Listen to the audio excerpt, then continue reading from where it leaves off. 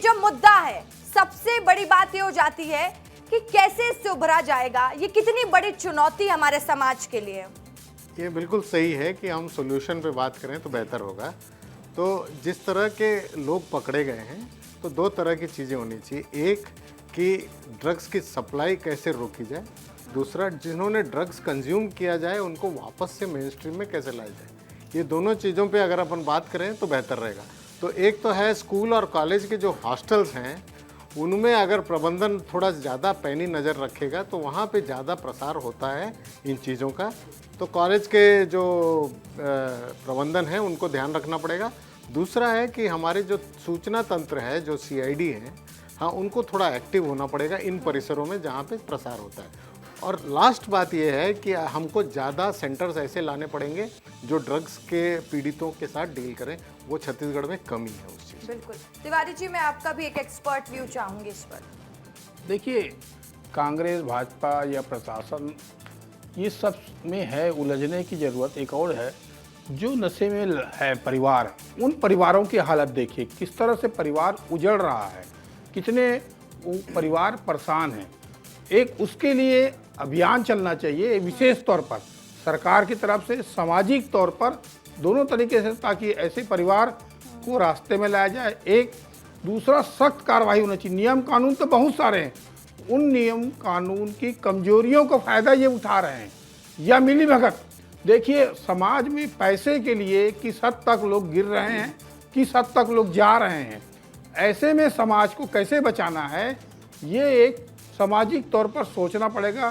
कानून के भरोसे, कानून की सख्ती के भरोसे तो हैं, परंतु ऐसे जन जागरण से भी ऐसे लोगों को पकड़वाएं, ऐसे लोगों की सूचना दें और ऐसे लोगों को कैसे बेनकाब कर सकते हैं।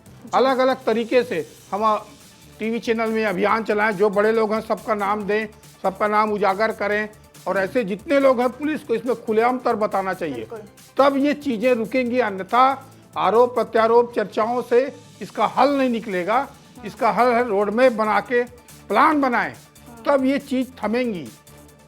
बिल्कुल ठीक है। चलिए, अब समय बहुत कम है। अब लास्ट रिएक्शन में संजीव शुक्ला जी आपका भी चाहूंगी, उज्जवल दीपक जी आपका भी चाहूंगी। और एक सवाल संजीव शुक्ला जी आपसे रहेगा कि 2018-19 से ड्रग्स पैडलिंग की दुनिया में नव्या और विधि ने कदम रखा था, और ये भी पहलू सामने आया, ये भी आरोप बीजेपी ने लगाया। देखिए, 2018-19 में ही सोहेब ढेबर के संपर्क में नव्या मलिक आई थी। इंटीरियर डिजाइनिंग का काम उनके घर पर उन्होंने किया था। जवाब दीजिएगा। रसिका जी, मैं तो कह रहा हूं कि जिस जांच रिपोर्ट की बात हमारे साथी प्रवक्ता कह रहे हैं, उस जांच रिपोर्ट में एक ही नाम क्यों बता रहे हैं? पहली बात तो जांच रिपोर्ट इनको मिल नहीं सकती। अगर मिल गई है तो क्या नव्या के मोबाइल में एक ही नाम था? पूरे कॉन्टेक्स्ट को सार्वजनिक करने की मैं मांग करता हूं। किसको बचाना चाह रही है भारतीय जनता पार्टी? क्या भारतीय जनता पार्टी के विधायकों का नाम है उसमें? क्या उनके नेताओं का नाम है जिनको बचाने का प्रयास चल रहा है, इसलिए सूची सार्वजनिक नहीं की जा रही है? एक नाम अगर सार्वजनिक कर रहे हैं तो बाकी पूरी लिस्ट को सार्वजनिक करने में इनको दिक्कत क्या है? हिंदू मुस्लिम कर रहे हैं, ड्रग्स के मामले में भी हिंदू मुस्लिम करते हुए आ रहे हैं। तो इसलिए मैं आपके चैनल में कहना चाहता हूं कि झूठ बोलते हैं सुबह शाम, जब फंसने लगते हैं तो बोलते हैं जय श्री राम।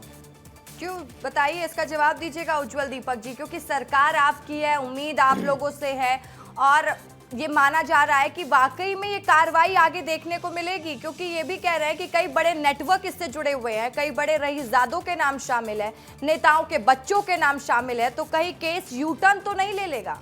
रसिका जी, ये डिबेट आज इसलिए हम कर रहे हैं क्योंकि हमारी सरकार ने कार्रवाई की है, और छोटे मोटे नहीं, बड़ी कार्रवाई की है। मुंबई से पकड़ के लाया गया है नव्या मलिक को, और वो जो नाम उगलती जा रही है वो सामने आते जा रहे हैं। मीडिया रिपोर्ट के माध्यम से हम सब अखबार में सवेरे पढ़ लेते हैं कि क्या क्या हो रहा है। लड़ाई झगड़े भी हो रहे हैं। कांग्रेस पार्टी को ये जवाब देना है कि शराब, कोयला, कैसे समझ में आता था? क्या ड्रग्स के पैसे से भी इनकी पार्टी चल रही थी? क्या उनसे भी चंदा लिया जा रहा था? और छत्तीसगढ़ के युवाओं को नौकरी बेची गई, वो तो समझ में आ रहा था। ठीक है, घोटाला किया उन्होंने। क्या ड्रग्स की लत भी लगाने की तैयारी में थी कांग्रेस पार्टी? 7-8 साल से चल रहा था कारोबार। हमारी सरकार दिन ब दिन कार्रवाई कर रही है, और हम किसी को नहीं छोड़ेंगे, चाहे किसी भी धर्म का हो, और जरूरी किसी भी जाति का हो, किसी भी पार्टी का हो। की लड़ाई किसी राजनीतिक पार्टी की लड़ाई नहीं है, ये समाज की लड़ाई है, और सबको मिलजुल कर इस लड़ाई को लड़ना चाहिए।